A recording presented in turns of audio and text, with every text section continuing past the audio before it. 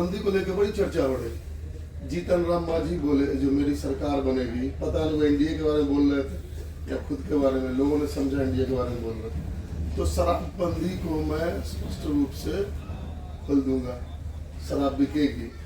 और अगले दिन भाजपा के प्रदेश अध्यक्ष बोलते हैं जो मेरी यदि सत्ता हुई तो मैं इसको बंदी को चालू रखूंगा, शराबबंदी लागू रहेगी। लोग चाह रहे थे विकल्प के तौर पर, जो अब तो 10 लाख लोग हैं जेल में, तो भाजपा की ओर जा रहे थे। तीसरा विकल्प अभी है नहीं। आपने दरभंगा में आके पार्टी का घोषणा किया है, जब पार्टी बना सकते हैं। चौथा आपका वो भी है, इससे पहले आप नहीं बोलते थे जब पार्टी बनाएंगे। और दरभंगा में आपका वीडियो मैंने देखा है, आप बोलते हैं जो पार्टी सब लोग मिलकर सबके विचार से बनाएंगे। यदि आपकी सत्ता हुई तो क्या शराबबंदी पर आपका क्या रहेगा? 2 बातें। पहले तो आपने वीडियो अभी देखा होगा, लेकिन 5 मई 2022 को जब जन स्वराज अभियान की मैंने घोषणा की, उसी दिन ये तीनों उद्देश्यों की भी घोषणा की। उसी दिन ये कहा कि पार्टी बनेगा ही बनेगा, उसको लेकर कोई किंतु परंतु नहीं है। खैर वो बहुत महत्वपूर्ण नहीं है, आपको अभी पता चला तो अभी पता चला। जहां तक शराबबंदी का सवाल है, तो मैं पहला व्यक्ति हूं बिहार में सामाजिक राजनीतिक जीवन में जिसने ये कहा है कि बिल्कुल शराबबंदी को हटाया जाना चाहिए। शराबबंदी का कोई तुक नहीं है और इसके 4 वजह भी मैंने बताया है क्यों हटाया जाना चाहिए। पहला, शराबबंदी के जरिए दुनिया में कोई ऐसा प्रमाण नहीं है कि शराबबंदी के जरिए किसी समाज का, राज्य का, देश का भला हुआ हो, आर्थिक या सामाजिक। अगर दुनिया में लोगों, इतने बड़े बड़े देश हैं, इतने बड़े राज्य हैं, इतने विद्वान समझदार लोग हैं, अगर शराबबंदी के जरिए ही सामाजिक आर्थिक उत्थान संभव था तो दुनिया में बहुत लोगों ने यह प्रयास किया होता। ऐसा कोई प्रमाण दुनिया में है नहीं। दूसरा, कुछ लोग ये बताते हैं कि ये गांधी जी के विचार से प्रेरित है, इसलिए शराबबंदी लागू किया गया है। कम से कम नीतीश कुमार या उनके चाटुकार नेताओं, अफसरों का ये दावा है। तो मैं इस बात को भी लेकर मैं पहले दिन से कह रहा हूं कि जो भी गांधी को पढ़ने समझने का दावा करता है, उनको ये खुली चुनौती है कि मुझे गांधी जी का वो वाक्य लिखा हुआ या बोला हुआ दिखा दें जहां गांधी जी ने ये कहा है कि शराबबंदी करने के लिए कानून बनाया जाए। गांधी जी ने शराबबंदी की बात नहीं कही है, उन्होंने शराबबंदी को सामाजिक प्रयास के तौर पर बताया है कि शराब पीना बुरी बात है, शराब न पिए लोग, इसके लिए सामाजिक स्तर पर प्रयास होना चाहिए। उन्होंने ये नहीं कहा कि देश में कानून बनाकर शराब पीने वाले को जेल में डाल दिया जाए, इस काम को अवैध घोषित कर दिया जाए। इसका उदाहरण एक आप ऐसे समझिए, गांधी जी ने कहा कि वेजिटेरियन होना, शाकाहारी होना अच्छी बात है, और कोई आकर ये कानून बना दे कि जो भी शाकाहारी नहीं है उस सबको जेल में डाल दिया जाएगा। ये तो गांधी जी ने कहा है, गांधी जी ने ये नहीं कहा है। उन्होंने इसको एक सामाजिक वर्चू के तौर पर बताया है कि शराब नहीं पीना चाहिए और उसके लिए समाज को प्रयास करना चाहिए। उन्होंने ये नहीं कहा है कि सरकार शराबबंदी के खिलाफ कानून बना दे। तो अगर, और ये मैंने चुनौती दी हुई है खुली, कि अगर किसी के पास गांधी जी का ये कहा हुआ नीतीश कुमार ये दिखा दें तो मैं उनकी बात को मान लूंगा। तीसरी बात, ये शराबबंदी बिहार में लागू है कहां? अगर मान लीजिए 1 मिनट को बहस के लिए कि शराबबंदी का कुछ फायदा है भी, तो लागू होगा तब तो फायदा होगा, लागू तो है नहीं। शराबबंदी के नाम पर बिहार में शराब की दुकानें बंद हो गई और होम डिलीवरी चालू हो गया। तो ये तो आप देखते हैं पूरी दुनिया में बहुत सारे सामान आप ऑनलाइन खरीदते हैं, अमेजोन से, फ्लिपकार्ट से, दुकान पर जाने की जरूरत नहीं है। तो ये तो नीतीश कुमार का ऑनलाइन शॉपिंग मॉडल है जिसमें शराब की दुकान बंद है और होम डिलीवरी चालू है। चौथा, इसका जो कुप्रभाव है, आर्थिक कुप्रभाव ये है कि बिहार जैसे गरीब राज्य का हर साल 15 से 20 हजार करोड़ का राजस्व का नुकसान हो रहा है। और ये पैसा जा कहाँ रहा है? ये पैसा जा रहा है शराब माफिया के पास, सरकार में जो बैठे हुए भ्रष्ट अधिकारी हैं उनके पास। और इसका सामाजिक जो पहलू है, जिन महिलाओं के एम्पावरमेंट के नाम पर इसको लागू किया गया है, एक पहलू वो बताया जाता है, तो सबसे ज्यादा इससे प्रताड़ित भी महिलाएं ही हैं।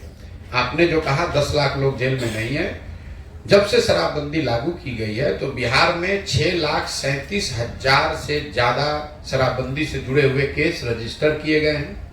उसमें से करीब 1.25 केस, 1,25,000 के आसपास केस अभी भी थानों में, न्यायालयों में लंबित है। और ज्यादातर ये लोग वो हैं जो समाज में गरीब हैं, वंचित हैं, पिछड़े हैं, क्योंकि उनके पास साधन है नहीं। जब ये केस हो जाता है और लोग जेल में होते हैं या थाने कोर्ट कचहरी में दौड़ते हैं, तो सबसे ज्यादा प्रताड़ित महिलाएं होती हैं, क्योंकि पुरुष तो पकड़ लिया गया। और जिस महिला के एम्पावरमेंट के नाम पर आपने एक कानून लागू किया, अब उसी को थाने में जाके दौड़ना पड़ता है, वकील के सामने दौड़ना पड़ता है, अपना गाना, जेवर, पैसा जो है उसको बेचकर काम करना पड़ता है। इन चारों पहलुओं को मैंने विस्तृत तौर पर पहले भी समझाया है और इसी आधार पर मैं शराबबंदी के बिल्कुल खिलाफ में हूँ। जहां तक आपने भाजपा की बात कही, तो सम्राट चौधरी जैसे लोगों का तो बोलने का कोई मतलब है नहीं। अभी तो कल तक जब ये सरकार में थे, नीतीश कुमार के साथ, अभी 1 साल पहले तक सरकार चला रहे थे, तब तो खुद ही शराबबंदी लागू करने के पक्ष में थे। अगर आज विरोध कर रहे हैं या पक्ष में कर रहे हैं, उनके बोलने का मतलब क्या है? तेजस्वी यादव 1 साल पहले तक उनको शराब माफिया दिख रहा था और आज उनको शराबबंदी में फायदा दिख रहा है। जीतन राम मांझी के लड़के अभी मंत्री थे, तब उनको शराबबंदी नहीं दिख रहा था। जब अब सरकार आएगा तब बदलेंगे। उनका लड़का था ना अभी मंत्री, अभी कल मंत्री बनेगा तो शराबबंदी से उनको फायदा दिखने लगेगा। धन्यवाद। सर, एक सवाल है कि अक्षरा सिंह ने जब जन स्वराज ज्वाइन किए तो फिर अचानक से वो गायब हो गए, और उनको आपने क्या जिम्मेवारी दी है जो अभी तक अपने सोशल मीडिया पे भी अपडेट नहीं किया? मेरे भाई कब ज्वाइन किए और कब गायब हो, ज्वाइन करने और गायब होने को अभी 5 दिन पहले उन्होंने जनसुराज परिवार का हिस्सा बनना तय किया है। तो कहाँ गायब हो गई हमको तो नहीं मालूम है। सोशल मीडिया पर अपडेट किया कि नहीं किया, वो तो प्रेस के सामने 100 प्रेस वालों के सामने बैठकर उन्होंने बजाबता बयान दिया, आपके प्रश्न लिए, प्रश्नों के जवाब दिए कि हम क्यों जनसुराज से जुड़ रहे हैं, क्या करने वाले हैं, क्यों हम दूसरे दलों के साथ नहीं हैं। इसके बावजूद अगर आपको वो गायब लग रही है, तो जितने लोग जुड़े हुए हैं, कोई खेतीहर है तो अपना खेती करना छोड़ देगा। आप स्टूडेंट हैं, आप जनसुराज से जोड़िएगा तो आप परीक्षा देने नहीं जाइएगा, पढ़ाई नहीं कीजिएगा। हायाघाट का सबसे बड़ा मुद्दा है अशोक पेपर मिल। आपने कल पदयात्रा की है, अशोक पेपर मिल को किस तरह देख रहे हैं? क्योंकि मजदूर जो यहाँ काम कर रहे थे उनको अभी तक पेमेंट नहीं दिया गया। देखिए, हायाघाट की सबसे बड़ी समस्या पेपर मिल है, ऐसा नेता और पत्रकार बताते हैं। ऐसी बात नहीं है। यहाँ का सड़क भी उतना ही बड़ा मुद्दा है, यहाँ विद्यालयों में कोई पढ़ाई नहीं हो रही, वो भी इतना बड़ा मुद्दा है। बिहार के नजरिए से जो मैं अभी देख कर आ रहा हूँ पिछले 15 महीनों से, सबसे बड़ा मुद्दा बेरोजगारी और पलायन है, और उसी से जुड़ा हुआ आपका ये फैक्ट्री का मामला भी है। बिहार में सबसे बड़ी समस्या बेरोजगारी, पलायन है, और इसके लिए आपको पदयात्रा करने की जरूरत नहीं है। लोगों को मालूम है कि यहाँ बहुत ज्यादा बेरोजगारी है, लोगों का पलायन है। लेकिन जब आप पदयात्रा करते हैं तो पलायन के विभिन्न सामाजिक आर्थिक पहलुओं की, उसके विकरालता की समझ आपको बनती है। हम लोगों को ज्यादातर ऐसा लगता है, ज्यादातर लोगों को, कि पलायन जो है वो गरीबों का मामला है या फैक्ट्री बंद होने का मामला है, कि फैक्ट्री बंद हो गई है इसलिए लोगों को बेरोजगारी है। ऐसी बात नहीं है। गरीब आदमी का जो बच्चा है वो तो मजदूरी करने के लिए बाहर जा ही रहा, लेकिन सच्चाई यह है कि जो बिहार में समृद्ध लोग हैं उनके बच्चे भी पढ़ाई या नौकरी के लिए उनको भी पलायन करना है। पलायन सिर्फ गरीबों का मुद्दा नहीं है। इसी तरह बेरोजगारी सिर्फ एक फैक्ट्री का मामला नहीं है। यहाँ ज्यादातर लोग बेरोजगार हैं, एक फैक्ट्री लगे या 2 फैक्ट्री लग जाए। अगर ऐसा तो नहीं है कि अशोक पेपर मिल जब चल रहा था तब यहाँ बेरोजगारी नहीं थी, तब लोग यहाँ से पलायन नहीं करते थे।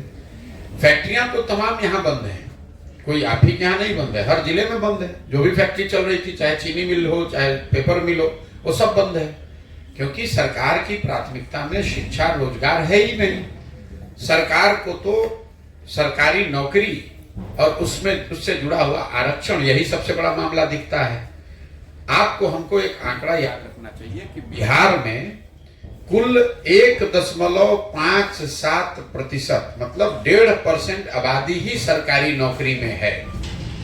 चपरासी से लेकर संविदा पर काम करने वालों से लेकर चीफ सेक्रेटरी, मुख्य सचिव तक सारे लोग जो सरकारी व्यवस्था में काम करते हैं वो 1.5% लोग हैं।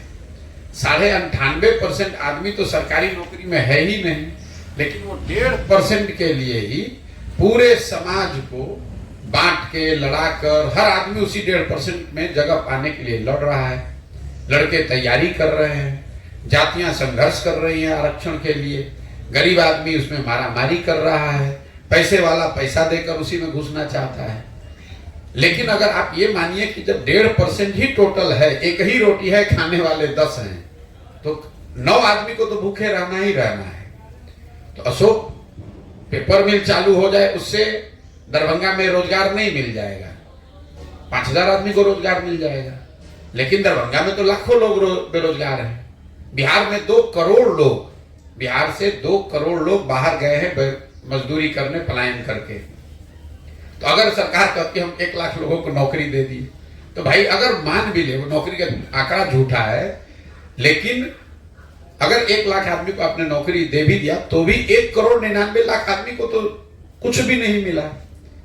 तो जब तक यहाँ स्वरोजगार की व्यवस्था नहीं होगी, लोगों की पढ़ाई और स्वरोजगार की व्यवस्था नहीं होगी, तब तक किसी भी हालत में बिहार में बेरोजगारी खत्म नहीं हो सकती है, पलायन यहाँ से नहीं रुक सकता है। सर एक सवाल था, जो कांग्रेस नेता रेवंत रेड्डी तेलंगाना के सीएम बने नहीं और उन्होंने बिहार के डीएनओ को घटिया बताया है, इस पे विवादित बयान पर क्या कहना चाहेंगे? देखिए, जब आपकी हमारी ये दुर्दशा है कि हम लोग के बच्चों को मजबूरी में बाहर जाकर नौकरी करनी पड़ती है, मजदूरी करनी पड़ती है, धक्के खाने पड़ते हैं, तो जहां आप जाएंगे वहां के लोग आपकी इज्जत तो करेंगे नहीं। उन्होंने क्या कहा, कल किसी डीएमके के सांसद ने कुछ उत्तर भारतीयों के लिए कह दिया, ये बात तो बिल्कुल गलत है, नहीं कहना चाहिए। लेकिन अगर आप गरीब हैं तो समाज आपको धनी तो बताएगा नहीं, अगर आप अनपढ़ हैं तो आपको विद्वान तो कोई कहेगा नहीं। ये सही बात है कि कोई अगर पढ़ा लिखा नहीं है तो उसको मूर्ख कहना अच्छी बात नहीं है, लेकिन मूर्ख आदमी को कोई विद्वान तो नहीं कह सकता है। हमारे आपके भाई बंधु बाल बच्चे अगर वहां जाकर नौकरी मजदूरी कर रहे हैं तो कहीं ना कहीं तो लोग आप पर, हम पर हंसेंगे ही। तो अपनी कमी, उन्होंने कहा, उसका पूरी तरीके से उसका क्रिटिसिज्म होना चाहिए, लेकिन साथ साथ में हमको आपको अपना भी अवलोकन करना चाहिए कि अगर हम लोग अपने बच्चों को यही पढ़ा पाते, उनको यही रोजगार मिलता, तो कोई रेवंत रेड्डी की कहां हिम्मत पड़ती कि वो आकर यहाँ कुछ कर पाए। और जहां तक रेवंत रेड्डी का सवाल है, बिहार के लोगों की बुद्धिमत्ता का सवाल है, तो रेवंत रेड्डी के सर्टिफिकेट की क्या जरूरत है? उनके जो आका के आका होंगे वो भी बिहार के लड़कों से, हम ही से सलाह ले रहे हैं। तो बिहार की विद्वता की बात नहीं है, बात यह है कि हम लोग के ज्यादातर बच्चे जो है वो पढ़ाई के अभाव में, शिक्षा के अभाव में, रोजगार के अभाव में उन जगहों पर जाकर मजबूरी में काम कर रहे हैं। इसलिए लोग इस तरह की टीका टिप्पणी करते हैं, आपसे अभद्रता करते हैं, आपको गाली देते हैं, मारपीट करते हैं। और ये तब तक नहीं रुकेगा जब तक कि बिहार में व्यवस्था को सुधारा नहीं जाए। आप रेवंत रेड्डी को मना कीजिएगा, कोई तमिलनाडु में कह देगा, तमिलनाडु को मना कीजिएगा, कोई पंजाब में कह देगा। और मीडिया में तो जब बड़े नेता बोलते हैं तो बात आती है, जमीन पर जब आप गए होंगे बिहार से बाहर तो हर जगह लोग कहता है। आप कहीं काम कर रहे हैं तो भी कहता है बिहारी, कहीं रेलवे स्टेशन पर जाइएगा वहां पर भी आपको गाली पड़ती है। लेकिन सबसे दिक्कत, दुख की बात यह है कि इतनी गाली सुनकर, इतना बेइज्जत होने के बाद भी बिहार के लोग सुधरने को नहीं तैयार है। तो कैसे नहीं कोई गाली देगा भाई? अगर आप पढ़े लिखे नहीं है तो कोई आपको यही तो कहेगा कि आप मूर्ख हैं। तो ये आपकी भी तो जिम्मेवारी है कि आप उसको बताइए कि आप मूर्ख नहीं हैं, आप पढ़े लिखे हैं, आप अपने बच्चों को पढ़ाइए। आपकी पदयात्रा 12 जिले से होकर आई है दरभंगा। हाया घाट की कल आपने पदयात्रा किया हनुमान नगर होते हुए। यहाँ एक सड़क आपने देखा होगा जो सोहरा से निकलकर मिर्जापुर को जोड़ती है। कमीशन का भेंट चल रहा है, वो 40% की बात किया जा रहा है, कहीं कमीशन 30%, कहीं 35%। यह करप्शन को कैसे रोका जाएगा? देखिए, मैं आपको बता रहा हूँ, जिस सड़क की आप बात कर रहे हैं, कल हम उस पर आए हैं। लोगों ने बताया है कि जो वहाँ ठेकेदार था उससे 40% लोकल स्थानीय विधायक, लोगों का कहना है कि स्थानीय विधायक ने उनसे पैसा मांगा ठेकेदार से, ठेकेदार छोड़ छाड़ के भाग गया और सड़क की हालत जो है वो तो दिख ही रही है। मैं जब से दरभंगा आया हूं, अभी मैं दरभंगा के स्थिति पर बहुत टीका टिप्पणी नहीं करना चाहता हूं क्योंकि अभी तो पदयात्रा 1 महीना यहाँ चलनी है, लेकिन जिन प्रखंडों से मैं होकर आ रहा हूं, हर प्रखंड में सड़क की स्थिति दरभंगा में मुझे लग रहा है कि शिवहर और कुछ सिवान के हिस्सों को अगर छोड़ दें तो सबसे ज्यादा खराब है अभी तक। मैं इस पर एकदम पूरे विश्वास से बात तब कह पाऊंगा जब पूरा दरभंगा में घूम लूं, लेकिन सड़कों की अभी तक बदहाली जो मुझे दिखी है पिछले 4-5 प्रखंडों में जहां हम गए हैं, वो मधुबनी के मुकाबले, मुजफ्फरपुर के मुकाबले, समस्तीपुर के मुकाबले ज्यादा खराब है, इतना मैं कह सकता हूं। आपने कहा भ्रष्टाचार कैसे रुकेगा?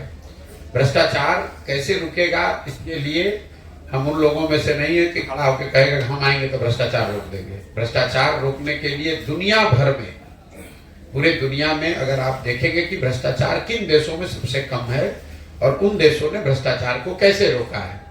दुनिया में सबसे ईमानदार समझे जाने वाले जो देश हैं वो हैं Scandinavian countries, Norway, Sweden, Denmark, वहां पर सबसे कम भ्रष्टाचार है। उन देशों में भ्रष्टाचार को कैसे रोका गया? उन्होंने 4 चीज किए। पहला, ईमानदार जनप्रतिनिधियों का चुनाव होना चाहिए। अगर आप गलत आदमी को चुनेंगे, आप चोर को, बदमाश को, डकैत को, ठेकेदार को अगर आप चुन कर लाएंगे तो स्वाभाविक तौर पर वो चोरी तो करेगा ही करेगा। अच्छे जनप्रतिनिधियों का चुनाव। दूसरा, सत्ता और संसाधन का विकेंद्रीकरण।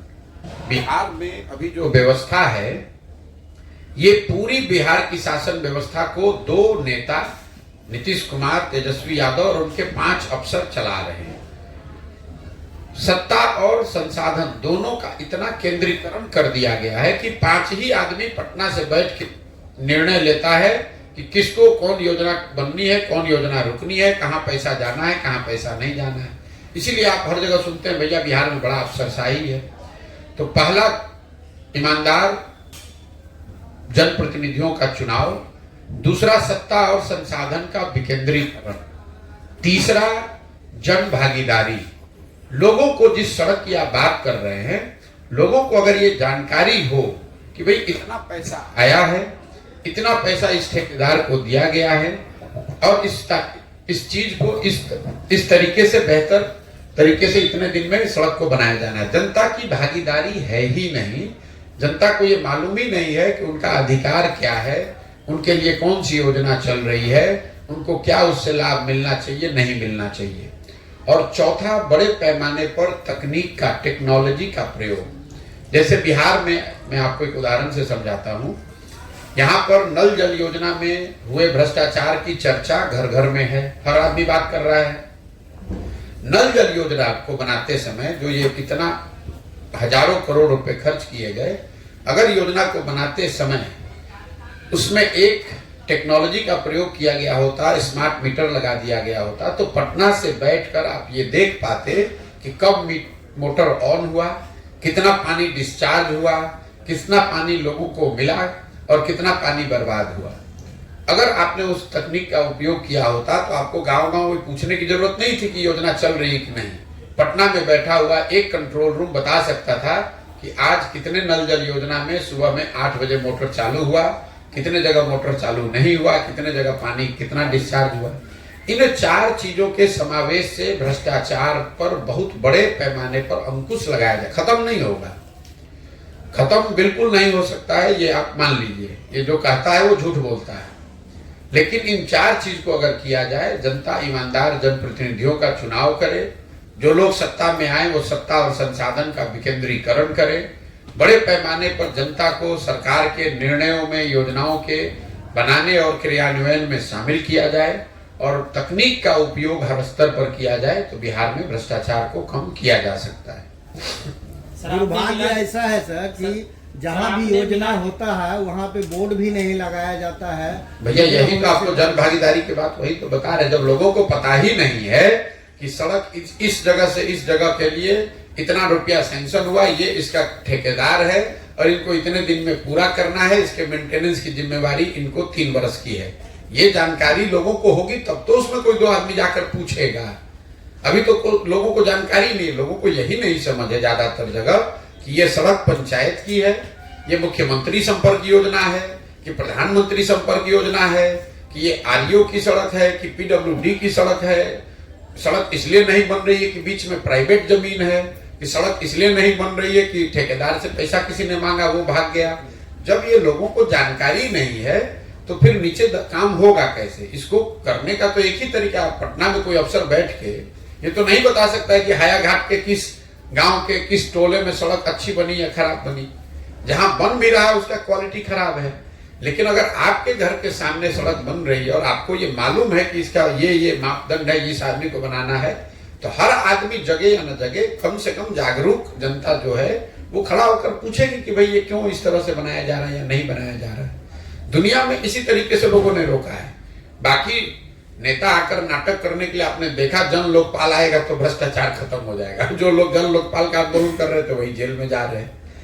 इस तरह के शगुफाबाजी से सुधार होगा नहीं।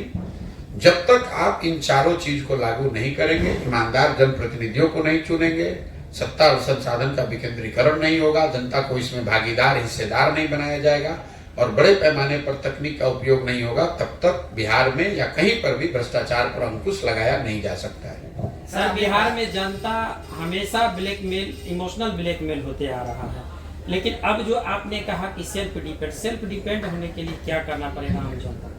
नहीं, जनता ब्लैकमेल कहाँ हो रही है? ये तो आपको हमको लगता है। हमारी सभाओं में आप आइए, मैं लोगों को ये सवाल पूछता हूँ और लोगों को बताता हूँ। जनता ये कहती है कि हमको नेता झूठ बोल के वोट लिया है।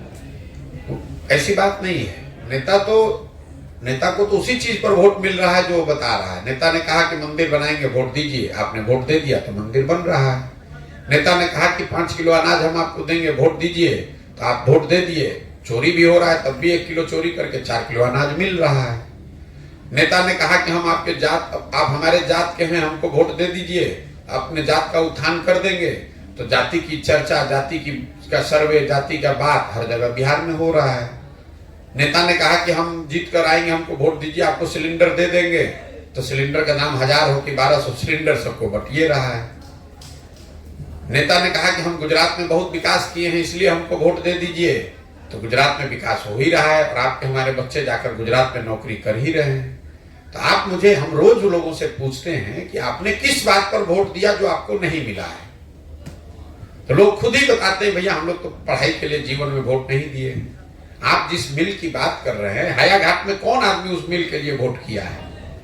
तो आप 5 वर्ष उस समस्या की बात करेंगे और वोट दीजिएगा 5 किलो अनाज के नाम पर, दारू पीकर, मुर्गा भात खाकर, तो सुधरेगा कैसे भाई? यही बात तो ये अभियान इसी बात के लिए तो है। इस अभियान में जब मैं बोलता हूं लोगों से, आप जाकर सुनिए, 4000 गांव में कुछ बात बोलूं या ना बोलूं, सबसे पहले ये पूछता हूं कि पढ़ाई होना चाहिए कि नहीं होना चाहिए। 100 में 100% आदमी कहता है हाथ उठाकर कि नहीं भैया बिल्कुल पढ़ाई होना चाहिए। चाहे वो खुद अनपढ़ है, पढ़ा लिखा है, गरीब है, अमीर है, हिंदू मुसलमान, अगड़ा पिछड़ा, महिला पुरुष, सब ये कहते हैं ना भैया पढ़ाई होना चाहिए। फिर मैं दूसरा सवाल पूछता हूं कि अपने अपने बच्चों के सर पे हाथ रख के बोलो कि आप में से किसने जीवन में पढ़ाई के लिए वोट दिया है? 4000 से ज्यादा गांव में आज तक एक आदमी भी नहीं कहा कि ना भैया वोट हमने दिया है पढ़ाई के लिए। और लोग झूठ नहीं बोलते, लोग बोलते हैं भैया नहीं दिए। तो हम उनको बताते हैं कि नहीं दिए हो इसीलिए ये दुर्दशा है। वोट दिए हो मंदिर के लिए तो मंदिर बनेगा, वोट दोगे 5 किलो अनाज के लिए तो अनाज मिलेगा। जिस दिन आप वोट फैक्ट्री के लिए देंगे तो अशोक पेपर मिल चालू हो जाएगा। लेकिन कल वोट होगा तो मोदी हराने के लिए भाजपा, मोदी को हराने के लिए लालू, लालू को हराने के लिए मोदी को वोट दीजिएगा, तो पेपर मिल कैसे चालू होगा? नेता को भी मालूम है कि चीनी मिल पर 5 वर्ष आप हल्ला कीजिएगा, पेपर मिल पर अब वोट जाकर दे दीजिएगा फिर दूसरे मुद्दे पर। जो मुसलमानों के गांव, हम बहुत सारे मुसलमानों के गांव में गए, लोग बताते हैं उनकी सबसे ज्यादा बदहाली, रोज कैमरे पर कहते हैं, जितने गांव में अभी तक गया हूं, दलितों के बाद सबसे ज्यादा गरीबी, बदहाली, फटेहाली मुसलमानों के गांव में दिखा है।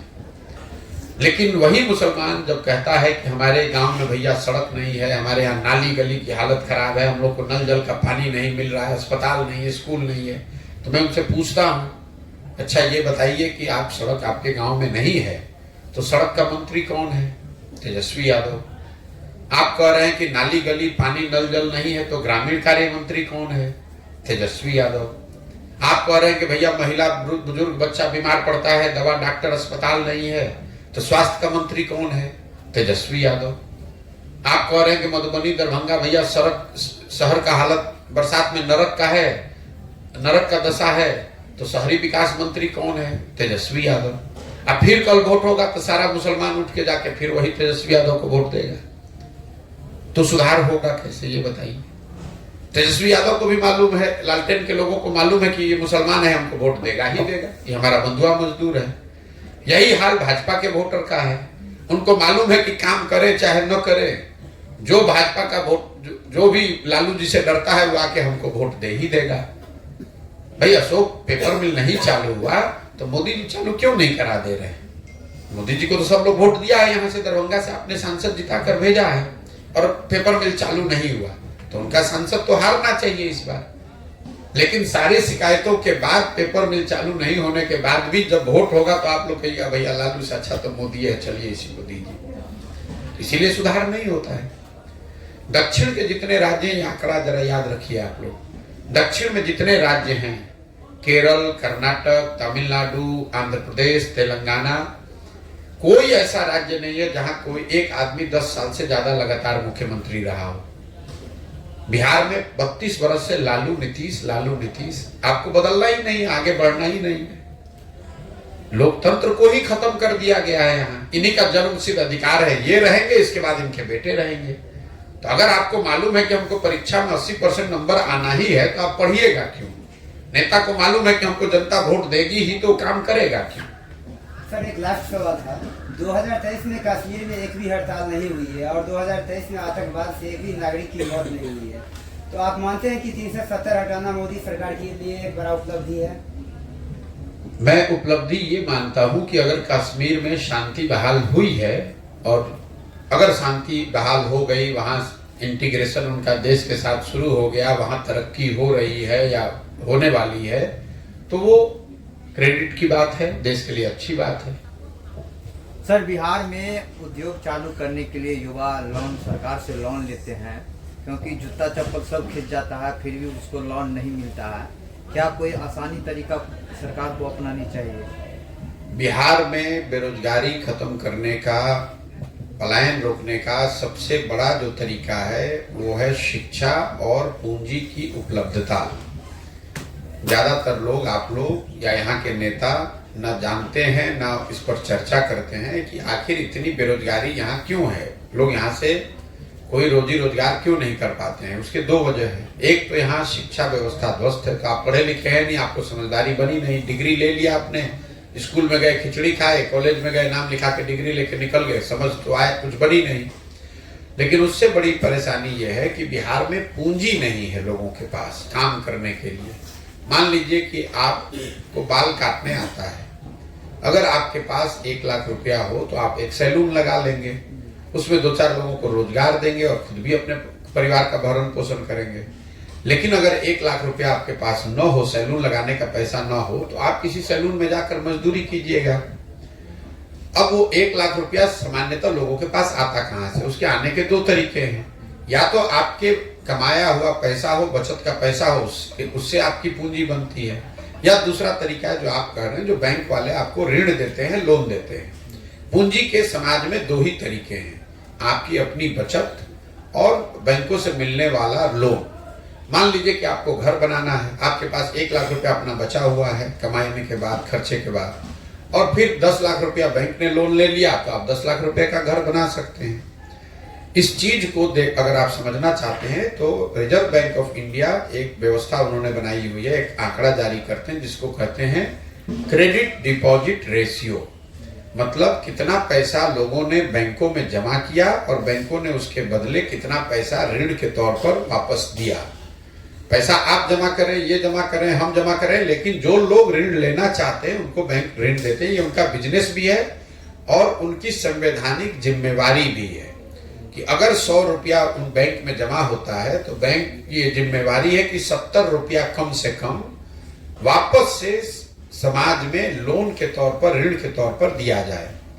इस चीज को नापने के लिए एक रेशियो है जिसको कहते हैं क्रेडिट डिपॉजिट रेशियो। कितना पैसा जमा हुआ और बैंकों ने कितना पैसा ऋण के तौर पर वापस दिया।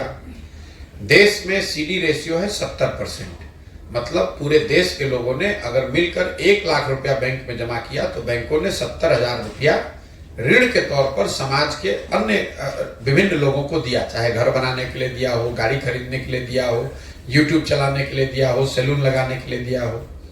बिहार में ये आंकड़ा है 40%। जब 1990 में लालू जी मुख्यमंत्री बने तो सीडी रेशियो था 40%। 15 साल के लालू जी के जंगल राज की वजह से ये सीडी रेशियो घटते घटते हो गया 28%।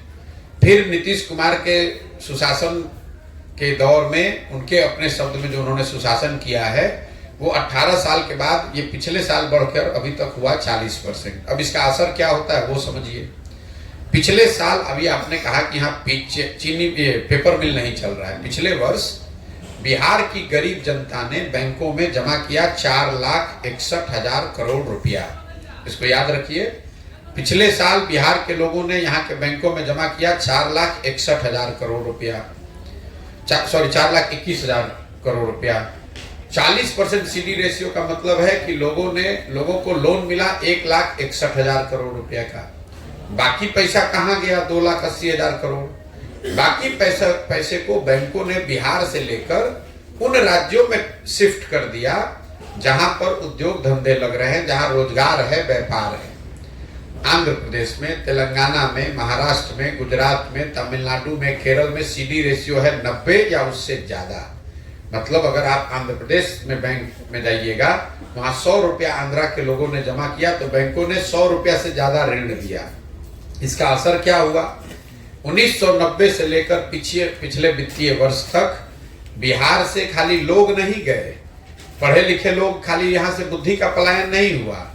26,20,000 करोड़ रुपया बैंकों ने बिहार के लोगों का दूसरे राज्य में भेज दिया। न बिहार में किसी को इसकी समझ है, न इसकी कोई चर्चा करता है, न उसको जानकारी। जरा आप अंदाजा लगाइए कि 26 लाख करोड़ रुपया अगर बिहार के लोगों को स्वरोजगार के लिए, बिजनेस व्यापार के लिए, घर बनाने के लिए, गाड़ी खरीदने के लिए, यूट्यूब चैनल चलाने के लिए मिला होता तो कितने ज्यादा लोगों को यहाँ रोजगार मिलता, कितनी ज्यादा यहाँ रोजगार की संभावना पैदा होती। लेकिन यहाँ तो किसी को इसकी चर्चा करनी नहीं है। यहाँ तो यही बात करना है कि आपको 400 रुपया पेंशन देते हैं, आप वोट हमको देते रहिए। तो जब लोगों को आपने अगर इतने दिन से आप पत्रकारिता कर रहे हैं, अगली बार जब वित्त मंत्री से मिलिएगा, दूसरे नेताओं की तो बातें छोड़िए, जो फिनांस मिनिस्टर है यहाँ, उसको बुलाकर जरा पूछिए कि भैया सीडी रेशियो होता क्या है और कितना पैसा बिहार से ट्रांसफर हो रहा है, ये तो बताइए। इसको रोकने के लिए आप क्या कर रहे हैं? और ऐसा नहीं है कि ये बैंकों की कोई स्वतंत्रता है कि वो जितना चाहे पैसा रखें और बाहर भेज दें। एक कमिटी है जिसके चेयरमैन राज्य के मुख्यमंत्री होते हैं, उसमें सारे बैंक के पदाधिकारियों को बैठना होता है और मुख्यमंत्री ये रिव्यू करते हैं कि जो पैसा यहाँ जमा हो रहा है वो पैसा यहाँ लोगों को ऋण के तौर पर मिल रहा है कि नहीं मिल रहा है। लेकिन नीतीश कुमार के बात को जैसे अफसर नहीं सुन रहा है, वैसे बैंक वाला भी नहीं सुन रहा है। जैसे उनकी बात को शिक्षक और टीचर नहीं, डॉक्टर नहीं सुन रहा है, वैसे बैंक वाला भी नहीं सुन रहा है। और लोगों को इसकी चिंता भी नहीं है। अगर यहाँ पर लोगों को शिक्षा थोड़ी सुधार दी जाए और लोगों को ये पूंजी उपलब्ध करा दिया जाए तो गांव गांव में बिहार के बच्चों में वो समझ और वो ताकत है, वो अपने लिए रोजगार का अवसर पैदा कर सकते हैं, बिजनेस व्यापार कर सकते हैं। जब तक वो नहीं होगा, बिहार से गरीबी और बेरोजगारी खत्म होने वाली नहीं है। शिक्षा और पूंजी, यही दो चीज चाहिए। मेहनत करने के लिए तो लोग 10 घंटा यहाँ मेहनत कर ही रहे हैं। तो पलायन जो है वो सिर्फ लोगों का पलायन नहीं है, श्रम का पलायन नहीं है। यहाँ पलायन को अगर आपको समझना है, पलायन श्रम का है, पलायन बुद्धि का है और पलायन पैसे का है। ये तीनों चीज यहाँ से जा रहा है। तो अगर महाराष्ट्र में कोई फैक्ट्री लगी हुई है जहां मोटरसाइकिल बनता है, तो उस फैक्ट्री को जो लोन मिला हुआ है उसमें भी बिहार के लोगों का पैसा लगा हुआ है। वो फैक्ट्री में जो मोटरसाइकिल बन रही है उसमें मजदूर और इंजीनियर जो काम कर रहा है वो भी बिहार का लड़का है। और वहां जब मोटरसाइकिल बन जाता है तो उसको लाकर जहां बेच रहा है वो भी बिहार है। तो आजादी से पहले क्या होता था, आप यहाँ कपास का खेती करते थे, अंग्रेज यहाँ से कपास उठाकर ले जाता था इंग्लैंड में, वहां उसको कपड़ा बनाता था और लाकर फिर आप ही को बेचता था। वही हाल बिहार का है। हम लोग का पैसा भी जा रहा है, लोग भी जा रहे हैं, पढ़े लिखे लोग भी जा रहे हैं, और वहां जब सामान बन गया, सीमेंट बन गया, खाद बन गया, मोटरसाइकिल बन गया, तो लाकर बिहार में बेचा भी जा रहा है, तो उससे आपको लाभ तो होगा नहीं। ठीक है भैया, बहुत बहुत धन्यवाद। एक मिनट सर, एक मिनट।